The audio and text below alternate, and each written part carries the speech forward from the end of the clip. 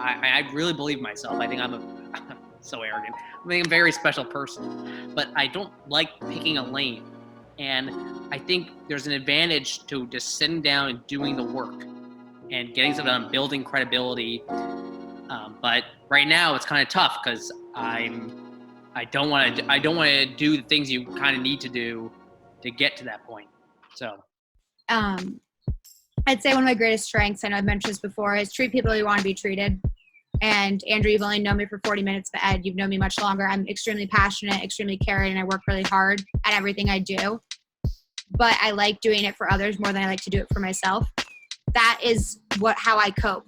It's just by dealing with everybody else's problems and not my own. And so that's why I have to spend so much time being like self-reflective and checking in with myself and making sure, what I'm doing is what's right in terms of like my long-term career goals and paths, because I think I put so much of my energy into making sure everyone else around me is happy, which I think is my number one personality quality. But I also think it creates a lot of weakness when it comes to like self-worth and self-love.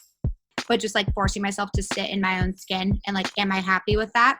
That like comes in with like the self-reflection and just really creating space to be focused on me. And I think, oftentimes with my family, I'm able to do that. But for the most part, like you're not always with your family. And so or with my friends or my coworkers, it's much easier for me to focus on them and them improving, them being successful, them feeling happy and feeling valued than it is for me to like reflect on that myself.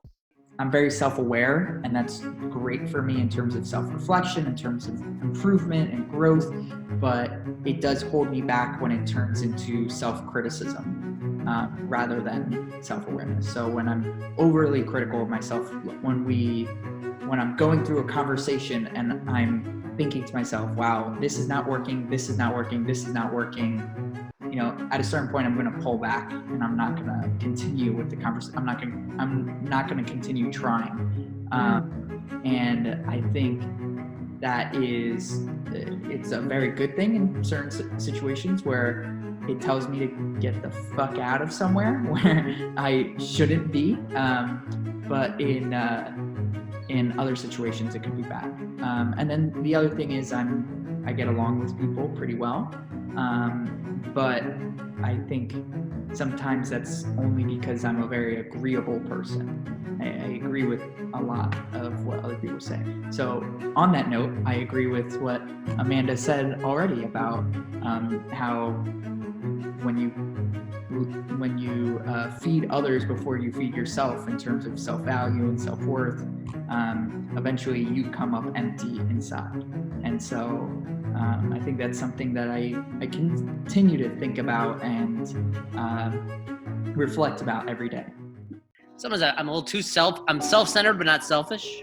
Good, because that means I'm like super independent. But sometimes I'm a little lonely. And it's probably because I find like the touchy stuff like unnecessary.